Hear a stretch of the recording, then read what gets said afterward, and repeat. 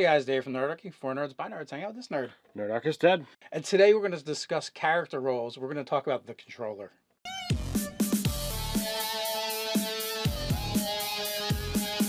Jump down the description below where you can sign up for Nerdarchy the newsletter, get weekly gaming tips, as well as learn how to game with Nerdarchy. So I think we're finally getting around to the last party role. I mean, you know, we've done the healer, which in 4th edition would have been the leader role. We've done DPS, you know, or the striker.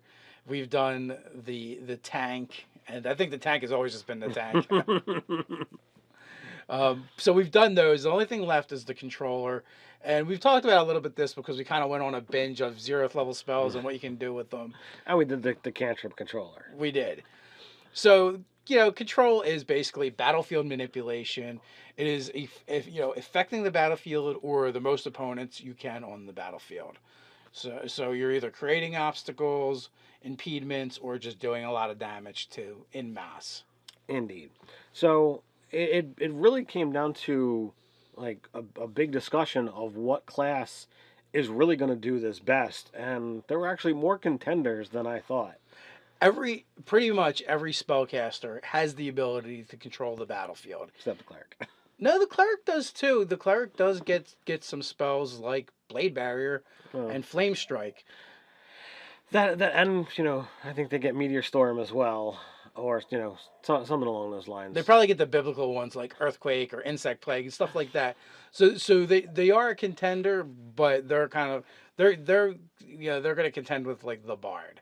And that being said, even the Bard has a bunch of, but his are going to be more like charms, enchantments, things of that nature. And I've seen that used to great effect in my games by Kurt's Bard. Yeah, there's been I think Ted has shed a tear or two over that. I have not cried over it because it's a game and I enjoy the fun, but it has definitely been like when I'm planning my encounters, I need to consider your armor class and his spell casting, like all of these things weigh into all right, what am I doing to these guys tonight? Now, that brings us to the next, like the third one in this tier, and that's the Warlock. Plenty of control spells. Not an issue at all. He's got a lot of them that he can draw from.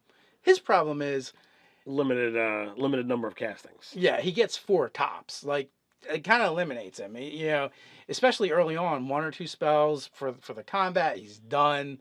That's it. I mean, but that being said, he can drop things like Edward's Black Tentacles, or Hunger of Hodor. These things are going to definitely affect the battlefield, and they're super useful.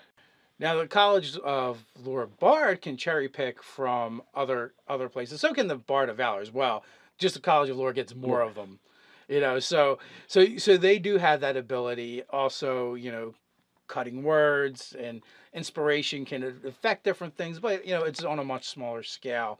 The Bard, the Warlock, and the Cleric, they just don't have the raw sheer capability of Druid, Sorcerer, and Wizard. All right, so let's talk about Druid. Druid has access to Wall of Thorns. It has access to Tsunami. It has access to summoning creatures. And it's got, damage that it can put out there. And, depending upon what you do, you've got the ability to put out a concentration spell and then Wild Shape. Yes. So that's the thing, and Call Lightning, things like that. So the Druid does have it. He's got control all over the place. But he's very nature focused.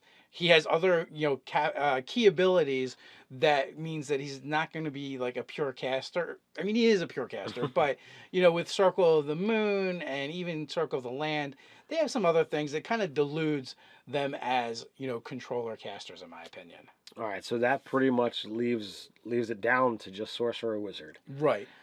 Sorcerer, the biggest problem is they suffer from a little bit what the Warlock has, and that is not that they're limited in number of spells they can cast, but they're limited in choice. Like, you would literally have to build your Sorcerer to be a controller. That's you're limited by the choice of spells you get as well as the spells you have access to.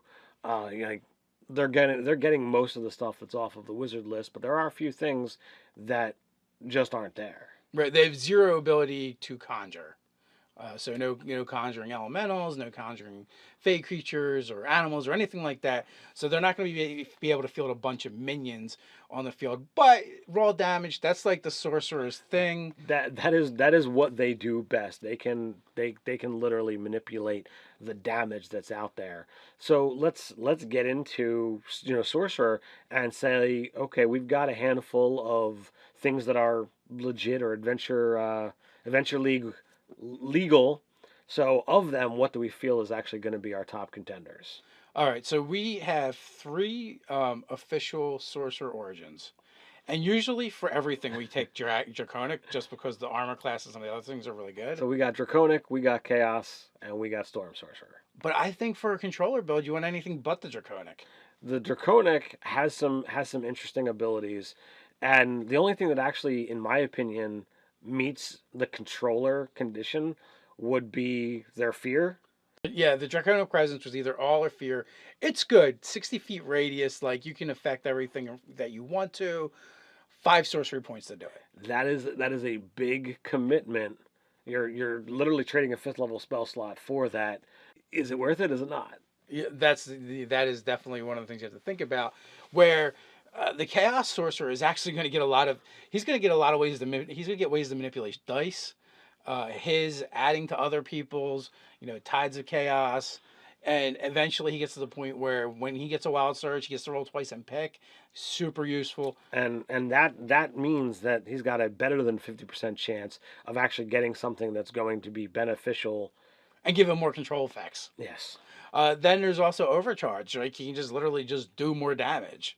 So all that's useful. Now Storm Sorcerer, what you're going to get from there, more opportunities to do more damage, more opportunities to move around the battlefield and move other things around. So that one's also a really solid choice as well. But it's going to kind of like dictate the flavor of your spells for sure. So if you are going to put out some static effects and then manipulate the battlefield, pushing people into the things that are going to cause damage, I think that's really going to strike well with the controller build. Yeah. Also, backing up the Warlock a little bit, that is one of the things they could do. They could create a damaging area, and depending on invocations that they choose and Eldritch Blast, they can then push people into them and stuff like that. But it still doesn't compete with the other stuff. I think it's possible with the Warlock, much easier with the Storm Sorcerer. Yes, yeah, and it was just a footnote. Moving on, I feel like the Wizard is where that's where we're going to go. That is going to be your best controller of the battlefield. They have the most options. They have the most options. Having access to the spell book really gives them the thing that the sorcerers lack, and that is choice. The ability to continually get new spells, add them to your book, and find others. It means that they have the best of all the worlds. Right. I mean, the only one that rivals them is the Druid, and that's because they can prepare their spells each day. Right. So both the Druid and the Wizard are really good in the sense that, I can prepare what I need for this day according to how I think it's going to go. Where the Wizard or the Sorcerer, you're locked in. Like I can, if I'm building a controller build, this is how I control it. I guess we have to back up to Sorcerer because we didn't really talk about sorcery points. Okay. And the biggest thing is they can increase their range, and they can twin spells. Like being able to twin Disintegrate is a big deal, or Finger of Death, things like that. Totally a worthwhile commitment of points, especially if you're just going to nuke two people out of the battlefield. But that being said, like you're still limited to how much you can affect. And every time you make those big commitments for a twin, you're reducing how many spells you're going to be able to cast. Right. Well, yeah, because you're going to have to either sack out spells for sorcery points, or you're just going to have less sorcery points to actually use. So there's that. I mean, they can do with their big spells, they can do more damage by using Empower. They can give disadvantage on saving throws. So they do have the ability to manipulate and get a little more bang out of their buck with their control spells. But again, at the end of the day, we're still limited on the number of choices we're going to have. Back to Wizard, we talked about the advantages of the spell book. But I mean, if we're going to play a Wizard, what kind of Wizard are we going to play? Well, and that's what we looked at. So we looked at a couple things, but it seems like the top 3 traditions for a controller build is going to be your Conjuration, your Evocation, and your illusion. And we picked these for, several different reasons. Conjuration, first and foremost, they get the ability at 10th level to no longer have to make concentration checks for taking damage. That is an utter game changer for battlefield control, because there's very few effects outside of damage that are going to force that effect, and therefore they don't have to worry about it For conjuration spells. for conjuration spells. But that kind of dovetails into our next ability where we go, oh, they could really shine here. This could be super useful, especially if they can figure out how to get some of those other spells, onto their list, or even if they're able to cast them from, a wand or something like that, or a magic item. Mm-hmm. But the conjuration spells, they get to bump anything they conjure by 30 hit points. So 14th level, anything that they summon that has the conjuration tag on it gets 30 extra temporary hit point, or 30 temporary hit points. That is enough to be like, oh, you want 8 mephits instead of having 27 hit points, they have 57. Yeah, on the big monsters, it's not a big deal. On the little monsters, it's huge. Like, this means one-shot monsters actually are going to take 2 or 3 hits from for an enemy to bring down. They're going to be annoying, even if all they can do is harass and do the help action for your allies. It's kind of a big deal.